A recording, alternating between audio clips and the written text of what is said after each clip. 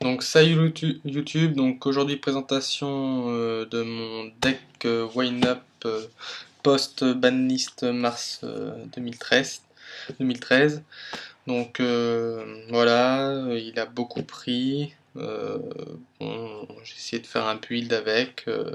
Apparemment ça fait encore des résultats. J'ai pas pu encore tester en DC, mais il est pas mal encore. Donc voilà, présentation rapide. Hop, donc je commence. Donc 3 rats automates. Donc bon bah normal, hein. On va le laisser à 3 lui.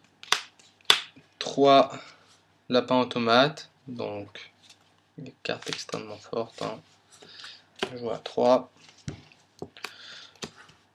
3 requins. Donc nous l'on laisse à 3, c'est pas plus mal. Parce qu'elle est quand même très forte cette carte. Donc je pense que c'est ça qui fait encore que le deck peut encore survivre. Donc un magicien hélas et deux guerriers automates. Donc lui c'est un guerrier automate en fait, hein. Je vais en recevoir un là bientôt. Donc voilà, donc le guerrier automate qui est fort intéressant parce que on peut faire une loupe avec avec enfin avec cette carte. Suffit qu'on ait cette carte là au cimetière, un rat et un shark en main, et on peut faire un shockmaster. Donc vraiment, elle peut augmenter le niveau d'un des monstres automates sur le terrain, donc c'est vraiment très très intéressant. Donc je pense que c'est une carte fort intéressante qui a le mérite d'être jouée dans ce deck. En plus elle a 1008 de def, elle peut monter à 1008 d'attaque, ce qui est non négligeable. Deux prêtres invocateurs, donc la nouvelle loupe quoi. Donc voilà. Donc, bah, on défausse une magie, du coup on invoque magicien, on fait shark, enfin bon, ça lance une nouvelle loupe, ce qui est intéressant. On peut l'avoir, donc on a autant de chances maintenant d'avoir soit les deux prêtres invocateurs et le shark ou le magicien, enfin prêtre invocateur ou magicien et shark, et on peut et on peut faire un shockmaster dans les deux cas, que avant avec les deux autres magiciens. Bon, évidemment les loupes sont moins grandes, surtout si on fait magicien shark. Maintenant on peut plus faire de grandes loupes, mais celle-là elle reste encore fort intéressante. Deux tours guide, donc un Xyz gratuit qui permet d'invoquer un wind-up du deck, donc un wind-up guerrier, avec l'invocateur Sabre XM, donc je parlerai plus tard. Donc pour moi elle est à jouer. Certains jouent Thunder King. Thunder King n'est plus d'actualité, hein, c'est clair. Il ne mérite plus d'être joué, hein, c'est triste à dire, de main deck en tout cas. Parce que Mermaid, bon bah ils s'en foutent un peu. Fire First, tous les monstres passent à peu près au-dessus. Evil Swarm, c'est pareil. Quels sont les autres decks déjà? Elemental, on n'en parle même pas, qui va arriver là, donc voilà. Donc pour moi, plus de Thunder, autant privilégier les cartes qui font d'Exis. Surtout que Thunder maintenant, enfin, il est utile si tu ouvres avec, mais si tu ouvres pas avec, il est pas fort. Vraiment utile, sauf en top deck, donc je préfère mettre deux tours guide. Donc maintenant les magies, donc 3 usines, donc c'est pareil. Ils ont laissé les usines à 3, donc c'est très bien pour le deck, hein, je parle. Ça permet aussi de survivre. Quand on fait Rabbit et Factory, ça fait toujours plaisir, on fait du CA positif. Donc c'est très bien. Deux typhons, seulement deux. Pourquoi? J'en joue que deux parce que maintenant, avec les decks qui vont arriver, il va y avoir moins de MP, je pense. Bon, il y aura Firefast qui en joue beaucoup, mais Mermaid n'en joue plus tant que ça. Elemental ne va pas en jouer tant que ça. Donc, ah bah oui, mais voilà, il y a Prophétie aussi, voilà, j'ai oublié le deck. Prophétie qui ne joue pas de piège du tout, Il y a juste la magie là qui retire, donc ça bon, c'est chiant, donc voilà. Enfin bon, prophétie va être abusée. Donc voilà, je pense que à 2 c'est bien. Surtout qu'on a besoin de place. 2 Tenki, donc pour aller chercher les Wind-Up Rabbit.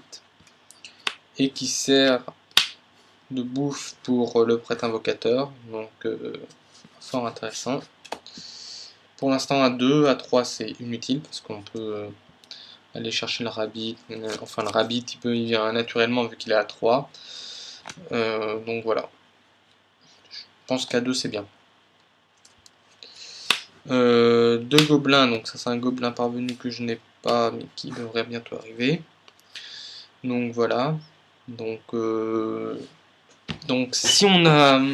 si par exemple on a un prêtre ou un magicien ou un shark en main et qu'il nous manque justement le prêtre ou le shark pour après pouvoir lancer la loupe, Gobelin peut faire venir cette carte. Enfin, ça m'est déjà arrivé de faire Gobelin, je pioche le shark et là, pouf, hop, je lance la loupe. Donc à jouer à 2. Plus, enfin voilà, on fait pas de CA négatif avec cette carte. On n'en fera jamais, elle peut nous. Et elle n'empêche pas d'invoquer spé. Il y en a qui jouent pot de dualité, sauf que pot de dualité, on peut pas invoquer spé. Alors que là, on peut. Les stepos, donc une monster, un trou noir, un heavy, Book of Moon que je laisse car c'est vraiment trop fort, pot d'avarice. Donc voilà, donc là c'est les staples. Hop. Piège, donc 2 compulses. Bon alors. Compulse va plus trop servir, il est vrai. Surtout contre Merveille et Prophétie. Mais je le laisse pour l'instant parce que si on arrive à lancer la loupe et qu'on a ça, on a quasiment gagné. Enfin, je veux dire, on lance la loupe, on a 3 monstres sur le terrain, on pose ça, on dit magie, on dit à toi. Le gars, soit il invoque, il se mange compulse, soit il pose et il se mange compulse. Et le tour d'après, on a juste à dire piège, on tape, enfin s'il pose hein, évidemment, et on tape, et on invoque encore, et on tape, et on peut faire OTK. Donc voilà, donc pour moi, compulse, c'est un surplus. Et puis bon, ça remonte quand même les cartes qui sont chiantes, quoi. Faut pas se leurrer, il y en a quand même qui sont. C'est sûr que surtout contre prophétie, ça sert pas à grand chose. Mais bon, ça side, mais il y a juste prophétie, je veux dire, contre Firefust, ça fait du bien, contre Mermaid, contre Mermaid, ça fait chier, mais genre si un Calidor, je sais pas, il arrive quand même à le sortir, ou même une Gungear, et ben voilà, ça fait plaisir. 2 hommages, donc normal, hein. Rabbit plus hommage et factory ici. Et Rabbit hommage déjà rien que ça c'est fort. 2 trappes sans fond, donc normal. 2 chaînes démoniaques, donc je trouve ça intéressant. Je sais pas si je vais les garder, si mettre force miroir à la place. En fait non, en fait chaîne démoniaque c'est vraiment bon. Donc je pense qu'il a sa place. Voilà. Un warning et un jugement, donc warning passer à 1, le jugement comme d'hab quoi. Faut pas s'en priver. Je fais l'extra deck, donc l'extra deck, hop, un Zen Mains, donc normal, un invocateur sabre XM, donc voilà, donc là c'est la carte, la nouvelle carte, le nouveau Zen Mighty on va dire, donc d'où l'utilité de tour vide, hein, comme je disais précédemment. Permet d'invoquer un monstre de type guerrier de niveau 4 du deck, donc invoque le guerrier automate. Et donc, si genre tour guide shark, voilà, tour guide, je fais invocateur CXM, j'invoque un guerrier, j'invoque un shark, je fais tirasse à la fin. C'est quand même pas trop dégueulasse. Un tempo, donc classique. Un Livière, donc pour aller toujours utile hein, cette carte. Giga Brillant, donc pour augmenter la taille de tous les monstres, pour finir faire l'OTK complet. un Soul of Silver Mountain, donc cette carte là je l'adore quoi. Enfin, franchement, maintenant on joue beaucoup de monstres de type terre en plus. Enfin, quand j'ai deux races, quand j'arrive à avoir deux lapins automates sur le terrain, ce qui arrive quand même. Hein. Quand j'ai fait cette carte, le gars il est obligé de sortir, d'activer une de ces pièges qu'il a ou magies qu'il a posé quoi, parce que ça fait sortir quoi. Voilà, il est obligé de réagir à ça parce que sinon je risque de lui bloquer une trappe ou une magie qui veut pas.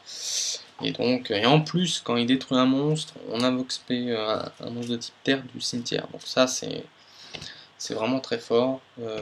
Donc vraiment, elle est très intéressante.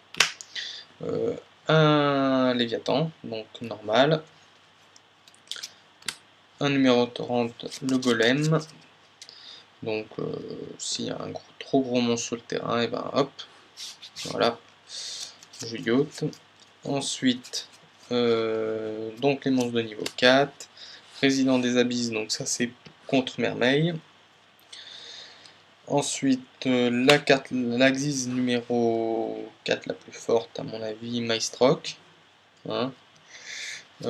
Papillorative, juste à 1. Maintenant, il y en a qui jouent à 2 pour faire, je sais pas, pour faire un OTK impossible quoi. Enfin, bon, jamais on fera OTK comme il pense. 1-1, c'est très bien, surtout qu'on manque de place là. Franchement, on manque de place. Oui, donc un numéro 16, maître du choc.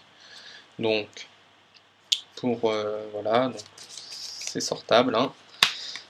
Un utopie, donc normal. Et là arrive le problème, donc je joue un Tiras, un Ardrius, et certains me disent qu'il y a le numéro 61 Volcasaurus là, plus le Dragon Gaïa qui sont meilleurs que Ardrius.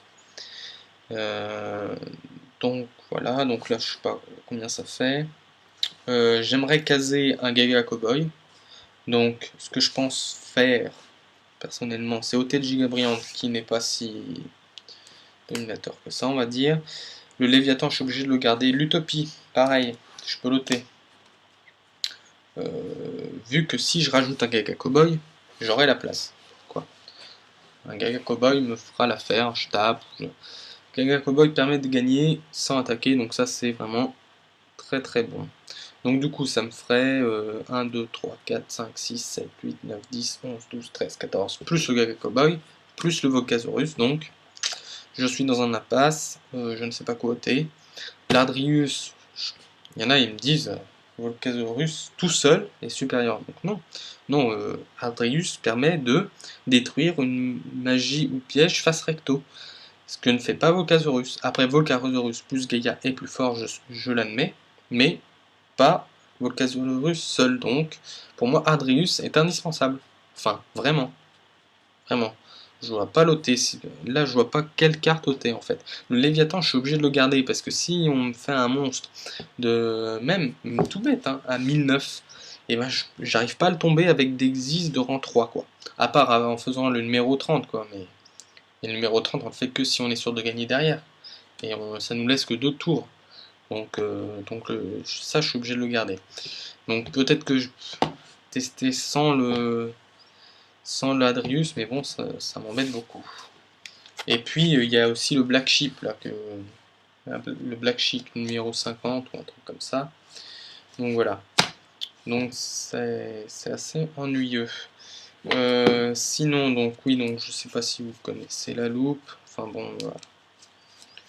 On va faire vite fait. Donc j'ai Summoner Monk, hop, Shark et une magie en main. Donc, j'invoque Summoner, il passe en def, je fais effet. J'envoie au sim. Et là, qui c'est que je vais chercher? Mago. Magicien, je fais effet Shark. Tac, effet du magicien, je m'aurais cherché. Rat. Là, je fais une Xyz de rang 4 pour aller chercher papillorative. Effet, je détache le magicien, hop, j'invoque, je mets le rat en mode attaque, je fais effet du rat en def, je réinvoque magicien, je fais effet du shark, je le passe niveau 3, effet du magicien, je m'en vais chercher, et j'invoque un lapin automate. J'exise avec le shark, tac, et je fais justement l'invocateur sabre XM. Je fais effet, je détache, et j'invoque le guerrier automate qui me permet de passer le lapin niveau 4. Tac. Et voilà. Et là on n'est pas trop mal. Hein. Donc ça se fait, hein. Quand même, vraiment, ça se fait bien. Hein. Enfin, donc voilà, surtout que je joue quand même pas mal de magie. Je dois être un truc du genre 12 ou 14, je sais plus. Donc voilà. Et l'autre truc, donc du coup, c'est tour guide avec shark en main. Hein. Je fais tour guide, je fais effet, tour guide, j'exise. Tac, invocateur sabre XM, effet. Je m'en vais chercher. Tac, je fais effet, j'invoque, je passe tous les deux niveaux 5, hop, Tiras. Ou Ardrius, ou le Vocanus, et après le Vocanus là, et puis hop, voilà. Donc voilà, donc j'espère avoir été clair, et puis que la présentation vous a plu. Dites-moi pour l'extra deck comment faire. Et puis voilà, il tourne quand même bien, hein. Franchement, il tourne bien quand même. Donc voilà. Allez, à la prochaine.